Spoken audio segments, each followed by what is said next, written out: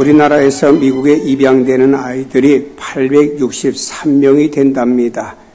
세계로 볼 때는 4위에 해당되는 입양 수준이라고 말합니다. 이 아이들은 부모가 낳고 버려진 아이들, 어찌할 수 없어서 이 아이들을 모아서 입양시키는 내용이라고 생각합니다.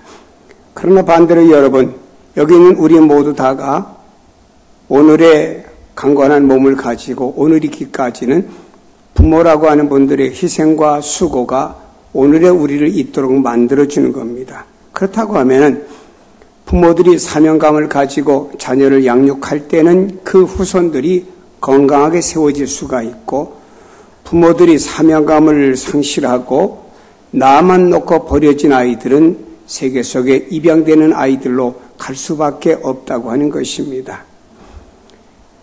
연예계의 대표라고 불리우는 써낸 정혜영이라는 분은 어느 매스컴에 난 내용을 읽어보았습니다.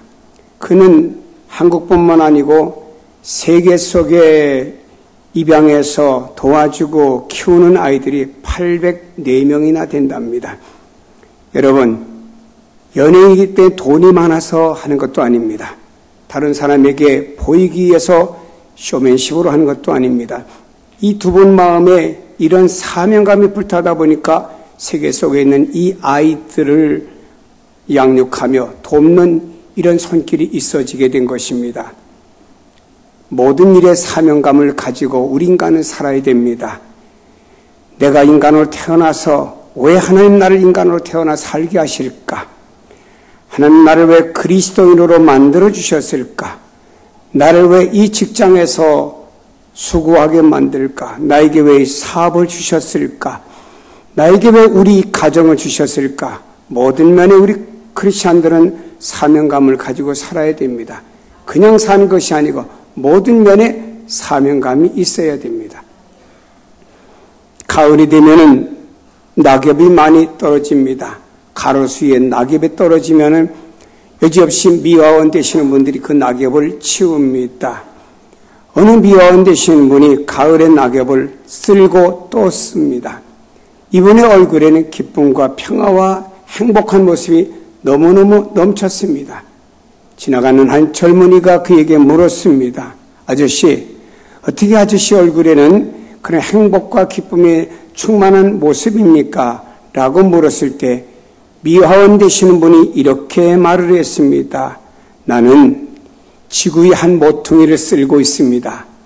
어느 작가의 말을 인용했는지는 모르지만 그는 나는 지구의 한 모퉁이를 쓸고 있는 사명자로서 청소한다고 하는 이야기를 들려준 것입니다. 대학가에 한때 번개라고 하는 철가방 유명한 사람이 있었습니다. 그는 어디서 시키면은 번개같이 달려갑니다. 정확하게 가서 그분이 시킨 요리를 정확하게 전달을 합니다. 그래서 대학가에서는 이 사람을 가리켜 닉네임이 번개라고 소문이 났습니다. 이분은 그 요리를 그 사람에게 또 식기 전에 정확하게 전달해야 된다고 하는 사명감을 가지고 이리 뛰고 저리 뜁니다. 나중에 가서는 이분이 인생은 책임이 있어야 된다. 또 인생은 이렇게 뭔가 발빠르게 움직이고 사명감을 가지고 살아야 된다. 비록 철가방을 가지고 다닐지라도 사람에게는 사명이 있어야 된다 하며 대학에서 강의하는 사람까지 되도록 이분이 알려지게 되었습니다. 여러분, 예수님이 이 땅에 오신 궁극적인 목적, 사명이 무엇이라고 생각하십니까? 나름대로 해석을 할 수 있겠습니다만은 성경은 예수님이 이 땅에 오신 목적과 사명은 십자가입니다. 십자가에 달려 죽으심으로 세상의 죄를 짊어지고 가는 어린 양의 몫을 담당하시는 것, 인류를 죄에서 구원하시는 일, 이것을 위해 주님은 이 세상에 오셨습니다. 이 관점에서 예수님은 3년의 공생의 삶을 생각해 보면 가슴이 저리고 뭉클하지 않을 수가 없는 것이죠. 예수님의 공생애를 살펴보면 모든 삶이 십자가를 향하고 있었음을 우리는 잘 압니다. 예수님이 3년 동안 공생애에서 말씀하신 모든 말씀의 내용들은 나는 십자가를 향해서 가고 있다고 하는 말씀을 하신 겁니다. 그렇다면 주님의 입장에 보실 때는 내가 이제 십자가를 칠 날이 3년 남았구나, 2년 남았구나, 1년 남았구나, 몇 달 남았구나. 이때 주님의 심정이 어땠을까? 사람이 세상 살면서 나쁜 병에 걸려서 시한부 인생을 사는 사람들이 있답니다. 시한부 인생을 사는 사람이 내 삶이 3년 남았어, 혹은 2년 남았어, 혹은 1년 남았어. 시간이 지남으로 이 사람의 마음이 촉촉하기 시작 불안합니다. 그리고 걷잡을 수 없는 이 불안이 불면증으로 이어지게 되고 자기 모든 삶을 정상으로 되돌려 놓을 수 없는 이런 삶을 향하여 가는 모습을 볼 수 있겠죠. 예수님도 십자가의 시간이 다가올수록 예수님의 마음을 강하게 하고 담대하겠다는 결심, 그리고 사명감을 불태우시겠다는 생각을 가지게 되셨습니다. 그래서 주님은 하늘의 밀이 땅에 떨어져 죽지 아니하면 하늘 그대로 있고 죽으면 많은 열매를 맺느니라. 이런 비유를 통해서 땅에 떨어져 죽어야 되는 하늘의 밀알, 나 자신이 이렇게 떨어져 죽어야 된다고 하는 말씀을 주님이 하신 겁니다. 예수님께서는 자신이 인류를 구원하기 위해서 죽으셔야 된다는 사실을 아셨습니다. 그리고 죽기로 결심하시며 하늘의 밀의 비유로 말씀을 하신 겁니다. 하지만 십자가의 형벌이라고 하는 것이 보통의 형벌은 아니잖아요. 십자가의 형벌을 생각하면은 예수님의 마음이 큰 번민에 쌓일 수밖에 없게 되었다고 하는 것입니다. 큰 번민, 고뇌가 밀려오는 사실입니다. 여러분, 번지점프라고 하는 거 해보신 분 계시죠? 저는 못 해봤습니다. 제가 젊을 때에는 번지점프가 없었어요. 그런데 언젠가 연예인들이 번지점프하는 내용을 방영하는 모습이 TV에 나온 것을 보았습니다. 연예인들은 수많은 관중들이 열렬히 응원하는 가운데 번지점프에 뛰어내려야 되는데 어떤 사람은 뛰려고 몇 번 폼 잡았다가 뛰지 못하고 포기하는 사람들이 있더라고요. 우리가 그냥 객관적으로, 주관적으로 생각해보면 뛰어내리면 되지 뭐, 눈 딱 감고 뛰면 될 거 아니야 라고 생각하겠죠. 그러나 사람이 집안에 있는 것과 현장에 있는 생각의 차이는 어마어마하게 다르고요. 밑에 있을 때와 막상 번지점프대 위에 올라가서 이렇게 내리다 보면 시퍼런 물이 보입니다. 그냥 그 밑이 볼 때 갑자기 숨이 막히는 듯하고 뛰어내리지 못합니다. 그래서 몇 번인가를 시도하다가, 여러분 뛴다고 죽는 거 아니에요. 줄이 서가지고 다 사람 잡아줍니다. 괜찮습니다. 그럼에도 불구하고 이 사람은 거기서 뛰려고 몇 번 하다가 안 되면은 결국 포기하는 연예인도 있는 것을 보았습니다. 여러분, 마음의 각오를 단단히 했지만 막상 그 자리에 서면은 밀려오는 공포에 휩싸여가지고 발이 떨어지지가 않는답니다.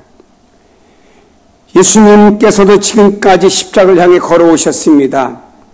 그리고 그 십자가를 이제 눈앞에 두게 되었습니다. 주님은 마음에 번민을 하시게 되었죠. 성경은 말합니다. 지금 내 마음이 괴로우니 무슨 말을 하오리요. 아버지여 나를 구원하여 이 때를 면하게 하여 주옵소서. 내가 마음이 괴롭습니다. 아버지여 무슨 말을 하겠습니까? 이 때를 면하여 나를 구원해달라고 하는 그 고백을 하게 되었습니다. 다른 번역 성경에 보면은 이렇게 말하고 있습니다.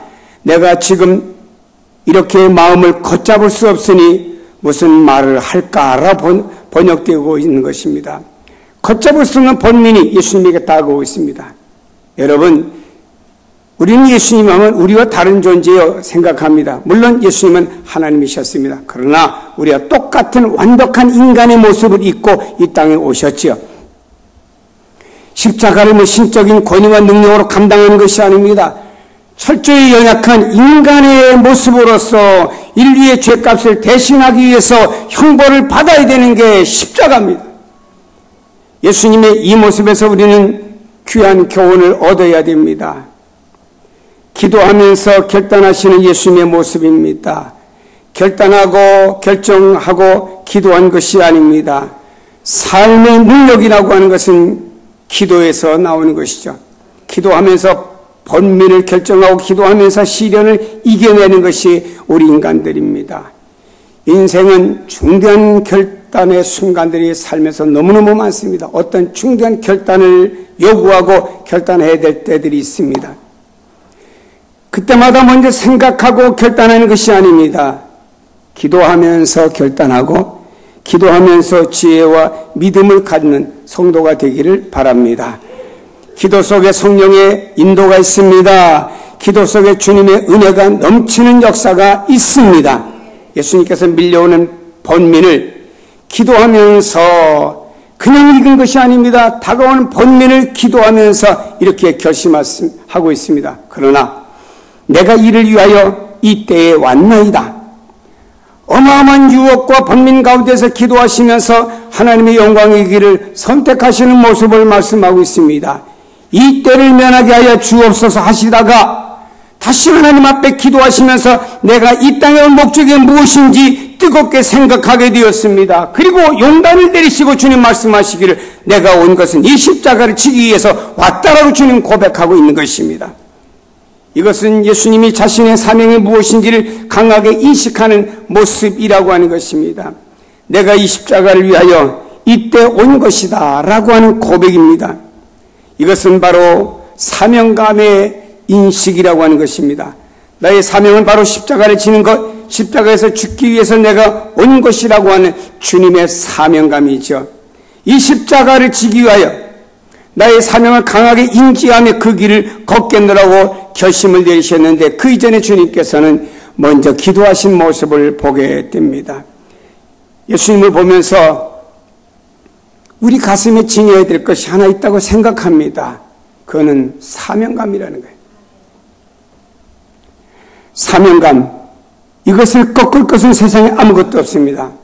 강한 일꾼, 귀한 일꾼은 바로 사명감을 갖고 있는 사람이라고 봅니다. 사명감이 없는 사람은 귀한 일꾼이 아닙니다. 사명감이 없는 사람은 귀한 일꾼이 될 수도 없습니다. 우리는 하나님 앞에서 사명감을 가져야 됩니다. 하나님 나를 왜 인간으로 태어나게 하셨습니까? 나는 그리스도인으로서의 어떤 사명감인가요? 하나님 나는 집사로서 어떤 사명감, 권사로서의 어떤 사명감, 장로로서의 어떤 사명감이 있어야 됩니다. 내가 왜 존재하는 것이며 내가 왜 일을 해야 되는 것이며 내가 해야 될 역할이 무엇인가를 주님께서 주시는 사명감으로 우리는 뜨겁게 간직하고 그 길을 향해서 가야 된다고 하는 것입니다. 한국교회가 왜 물질에 부패되어가며 세상으로부터 면합니다만 기독교를 인터넷에 들어갔더니 개독교라고 부릅니다. 비난받는 소리가 너무너무 견디기가 힘듭니다. 깊이 생각해보면은 한국교회가 사명감을 잃어버렸기 때문이라고 생각합니다. 교회가 왜 무엇 때문에 존재하는지 교회의 존재에 대한 사명감을 잊어버린 겁니다. 여러분, 목회자들도 내가 왜 목회를 해야 되고 왜 목사가 되었는지 그 사명감을 잊어버리면 세상의 욕심의 눈이 어두면 목회자도 타락할 수가 있는 겁니다. 세상으로부터 욕을 먹습니다. 인터넷에 들어가면요, 기독교에 대해서 비난하는 비판과 조롱소리가 너무너무 많음을 보게 됩니다. 그럼 우리 이렇게 생각합니까? 너희들은 떠들어라, 우리와 상관이 없다. 그럴 수도 있지. 지나쳐야 됩니까? 아닙니다. 우리는 그런 속에서 하나님, 나를 이 시대에 예수 믿고 부름받게 했으면 나의 사명이 무엇인가요? 우리가 사명감을 가진 교인들이 하나, 열, 이것이 100, 1000, 만, 10만, 100만, 1000만이 된다고 하면요, 한국교회는 아름답게 다시 꽃이 피어지는 역사가 일어날 것입니다. 뉴스에 들어가 보면 대형교회 목사님들이 오르내립니다. 다시 한번 우리는 주님을 향한, 교회를 향한 사명감을 알아야 됩니다. 예수님의 고백을 보세요. 내가 이를 위하여 이때에 왔나이다. 내가 이를 위하여 이때에 왔나이다. 정말 중요한 순간일수록 예수님께서는 사명감을 깊이 인식하는 모습을 보게 됩니다. 사명감이 잊어버린 그때부터 부패한다고 그랬지요. 정치가도 마찬가지입니다. 사명감이 있어야 됩니다. 국민을 위한 정치를 하겠다고 하는 사명감, 이 사명감을 잊어버리고 자신의 배를 채우는 것을 사명으로 여기는 사람들은 그 때문에 정치가 썩어져가고 부패가 이루어집니다. 이러한 것들이 모든 분야에서 다시 개선이 되어져야 됩니다. 내가 어떠한 일을 하든지 간에 그 일에 사명감을 가지고 나가야 돼요. 세월호 사건도 거기에 관계된 분들이 진짜 사명감을 가지고 생명을 걸고 무엇을 했다라고 하면 그런 참사는 조금이라도 모면할 수 있지 않을까 생각합니다. 모든 면에 마찬가지입니다. 사랑하는 여러분이요, 사명감으로 사는 사람에게는 특징이 있어요. 그것은 자신의 영광이 아니고 사명을 주신 분의 영광을 위해서 살아간다라고 하는 것입니다. 사명감이 넘치는 사람은 자기 자신을 의일하지 않습니다. 사명을 주신 분과 사명의 대상을 위해서 충성하는 것이죠. 어느 회사에서 나를 불렀습니다. 근데 내가 그 회사에 대한 사명감이 있다고 하면 나를 불러주신 그 회사와 그 회사의 어떤 여건을 위해서 그 사람은 충성을 하겠죠. 부름받았기 때문이라. 우리는 모든 분야에서 이런 사명감을 가지고 사회 속에 들어가서도 살아야 됩니다. 그냥 적당히 지나가고 적당히 난 해. 이러다 보니까 우리 잃어버린 그 사명감 때문에 이 사회는 여러 가지 문제와 부실과 그리고 여러 가지 사건, 사고들이 많이 일어나는 것입니다. 여러분, 우리는요, 하나님 앞에도 내가 하나님과 내가 봉사해야 될 대상이라고 하면은 목숨도 희생할 수가 있습니다. 여기 주어진 모든 일에 사명감이 충만한 사람은요, 자신이 맡겨진 모든 일을 위해서 사람이 죽도록 일합니다. 자신의 시간과 물질과 체력, 모든 것을 희생하면서 봉사할 수가 있습니다. 오늘 우린 예수님의 마음을 보세요. 아버지여, 아버지의 이름을 영광스럽게 하옵소서. 여기 예수님은 지금 기도하고 있습니다. 아버지여, 아버지의 이름을 영광스럽게 하옵소서. 예수님이 지금 자기 이름을 드러내지 않습니다. 아버지의 이름을 영광스럽게 하기 위해서 나는 희생하겠습니다라고 하는 모습입니다. 아버지 영광을 위해 난 십자가 집니다. 아버지 영광을 위해서 십자가에 죽겠습니다. 이게 예수님의 마음이에요. 아버지 영광을 위해서라고 하면 십자가의 형벌도 받아도 좋다고 하는 주님의 태도 아니겠습니까? 아버지 뜻일진데 내가 어찌 십자가를 피해서 도망가겠습니까? 라고 하는 고백입니다.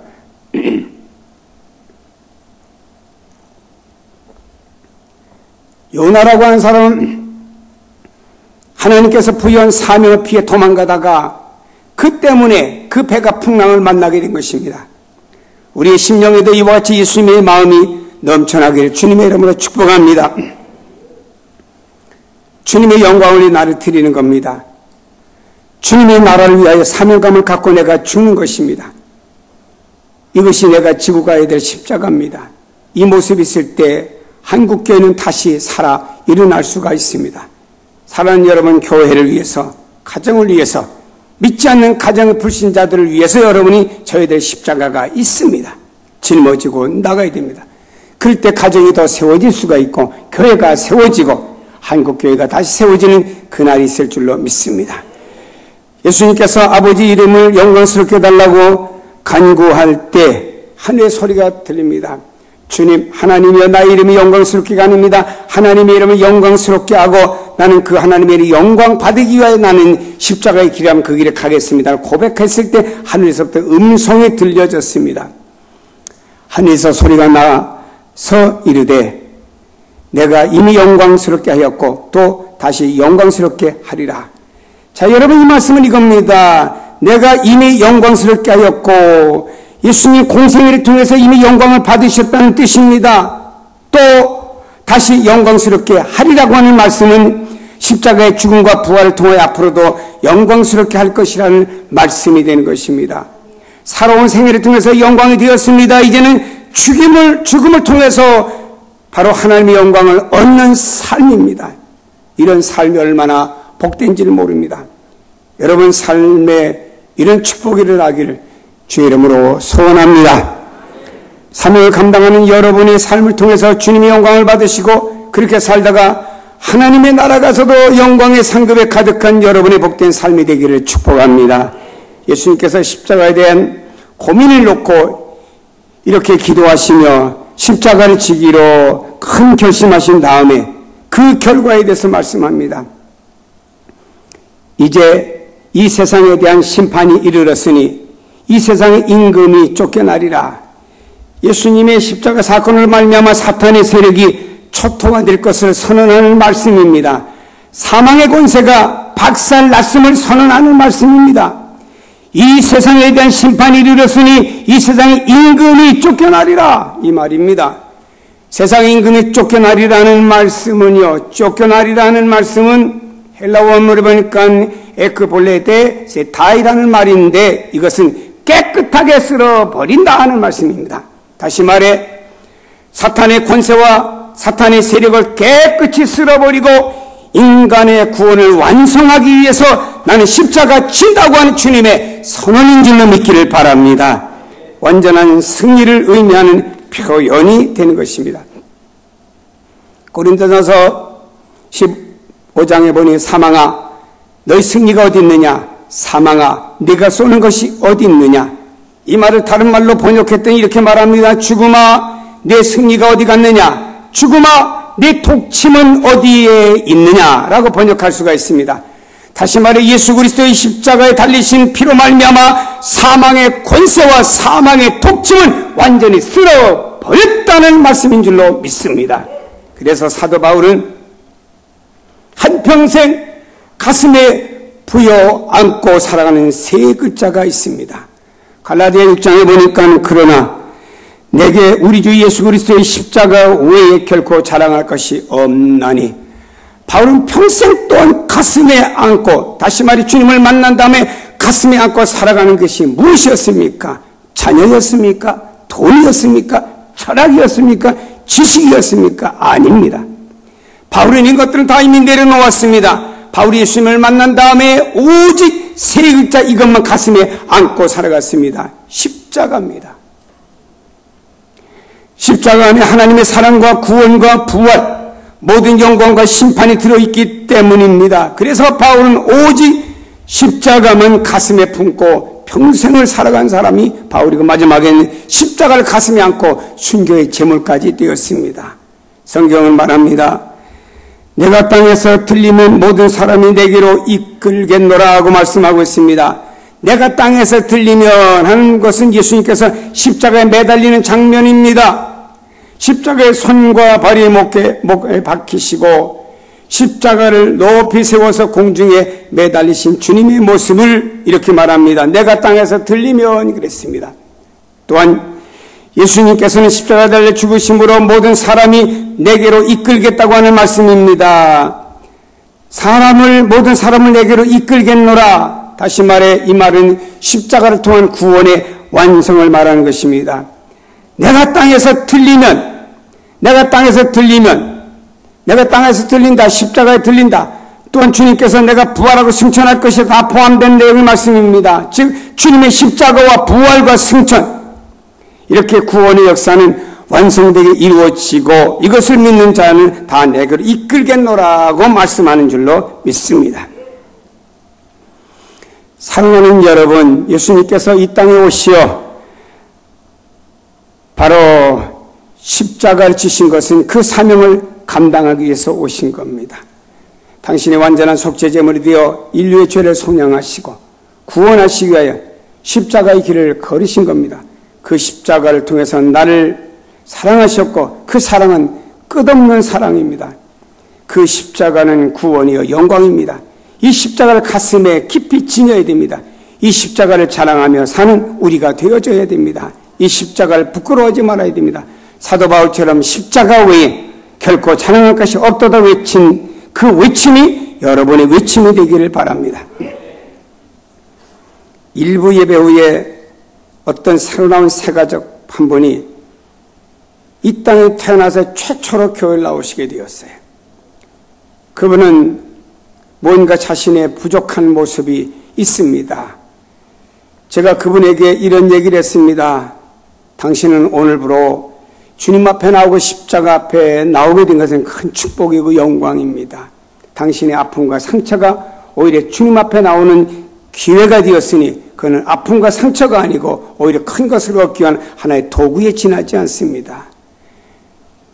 사랑하는 여러분, 그분에게 저는 십자가를 일러주었습니다. 십자가가 당신의 모든 문제 해결이고 십자가가 당신의 구원이고 십자가만 붙들고 사는 것이 인생의 본질이 되어져야 된다고 저는 얘기를 했습니다. 그렇습니다. 우리는 십자가를 가슴에 두어야 되고 우리가 입을 벌린 모든 사람들에게 십자가가 증거되어져야 됩니다.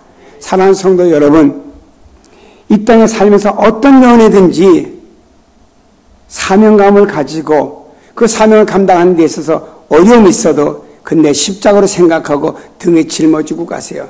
안 되지요. 그러니까 우리가 하나님 앞에 기도해야 되는 것입니다. 많은 사람들이 기도하지 않아요. 기도하지 않는 유형을 이렇게 말했습니다. 목사님 시간이 없어요. 세상이 왜 이렇게 바쁜지 모르겠어요. 이거는 바쁘다 형이랍니다.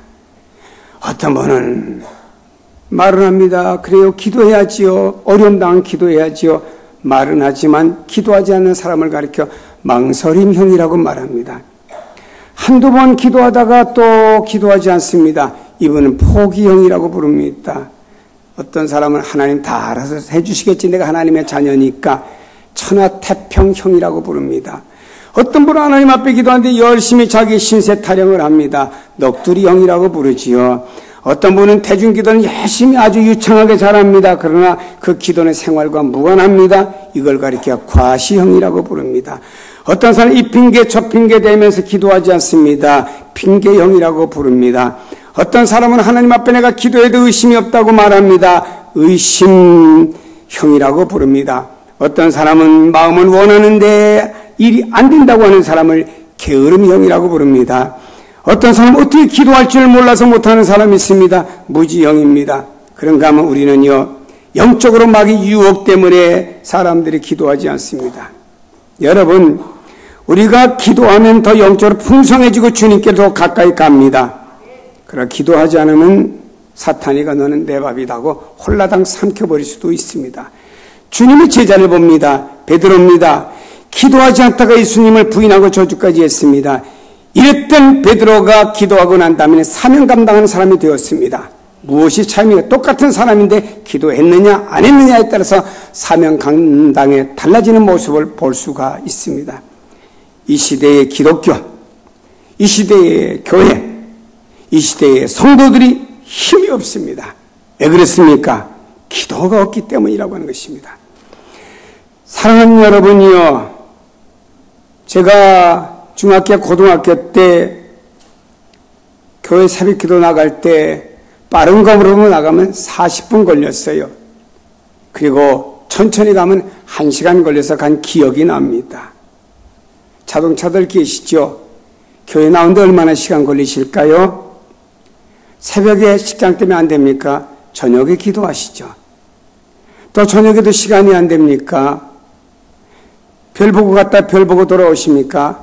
집에서 조용한 방 한 칸을 기도의 방으로 정해놓으세요. 시간을 정하세요. 그곳에 가서 깊이 하나님 앞에 기도하세요. 시간 가는 줄 모르고 기도하세요. 거기에 하나님 역사가 일어납니다. 가이사랴의 고넬료라고 하는 사람은 항상 하나님께 기도했다고 그랬습니다. 어느 날 하나님의 사자가 나타나서 고넬료야 말씀하시면서 그에게 뭔가 메시지를 주었습니다.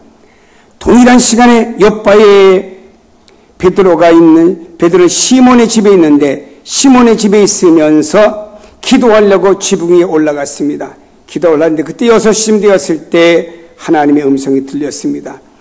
여러분, 여기 있는 고넬료와 여기 있는 베드로의 기도가 서로 교통하게 되었어요. 하나님께서 고넬료에게 바로 시몬 베드로를 부르라고 그랬습니다.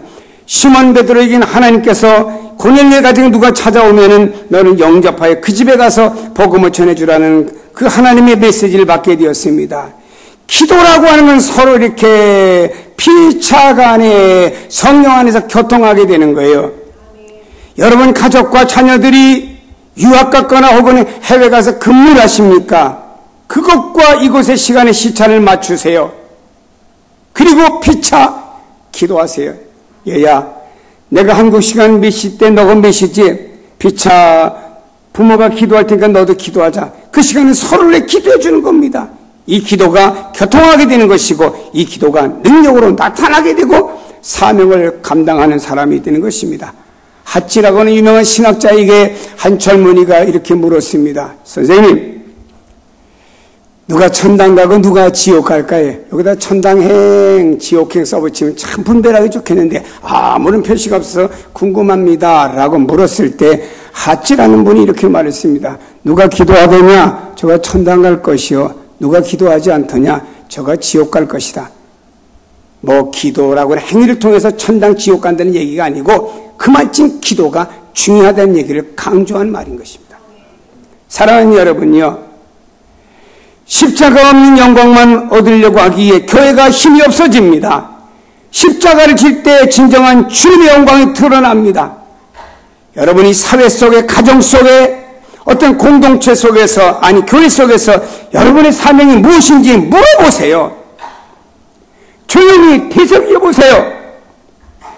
사명감을 잊지 말고 살다가 마지막에 주님이 부르시는 그날에 주님, 나는 이 땅에서 당신이 맡긴 이러한 사명을 감당하고 난 주님 앞에 갑니다. 세상에 잘 있거라 난 주님께로 가는, 이렇게 멋진 우리 삶이 되어져야 되지 않겠습니까? 아무런 우리 사명감 없이 살아왔는데 여러분 가정에도 사회도 여러분 공동 어떤 삶 속에도 다 하나님이 사명을 주셨습니다. 자녀도 그냥 자녀 키우라고 준 것이 아닙니다. 하나님 어떤 사명감을 가지고 그 자녀를 양육하라고 했다고 하니 본질적으로는 그들에게 영적이며 또 믿음을 계승하기 위한 어떤 사명감도 있지만 그 나머지 어떤 사명감도 가정의 가장이나 주부로서 있지 않겠습니까? 이것을 감당해야 됩니다. 우리 한국의 기독교가 점점 내리막길로 가는 이 시대 가운데서 우리 성령의 성도들은 이 시대에 사는 우리로서, 이 시대에 사는 그리스도인으로서 나에게 주어진 하나님의 사명감이 뭔가를 깨달아야 됩니다. 이틀 전에 모 텔레비 방송과 모 신문 기자가 와서 저에게 인터뷰를 하면서 이런 걸 질문합니다. 목사님, 현재 한국교회를 어떻게 보십니까? 목사님, 한국교회가 나갈 방향이 무엇이라고 생각합니까? 제가 리얼하게 인터뷰를 타며 한국교회 방향은 이래야 됩니다 라고 하는 가운데 하나가 한국교회가 거듭나야 됩니다. 한국교회가 영성을 회복해야 되고, 한국교회가 기도를 회복해야 되고, 한국교회가 말씀으로 돌아가야 되고, 한국교회가 하나님으로부터 주어진 우리 오늘의 현실의 삶 속에 사명감이 무엇인가를 가지고 나아간다고 하면 한국의 미래는 있습니다. 그것이 없이 예수 믿고 나만 구원받고 이 세상을 멋지게 살면서 그걸 끝나는 신앙이라고 하면 한국교회의 미래는 없습니다. 사랑하는 여러분요, 우리가 이 시대에 살면서 이런 사명감을 가지고 멋지게 살아가는 여러분의 삶 되어서 주님 볼 때 칭찬하시고, 또 여러분은 벳세메스로 가는 암사와 같이 이 사명이 있기에 무겁고 힘들어도 짊어지고 가면은 장차 주님은 여러분들 큰 영광을 거두시는 일이 많아지리라 믿습니다. 기도하십니다. 하나님 아버지, 우리는 진정한 크리스찬들입니다. 하나님 나라 일꾼들입니다.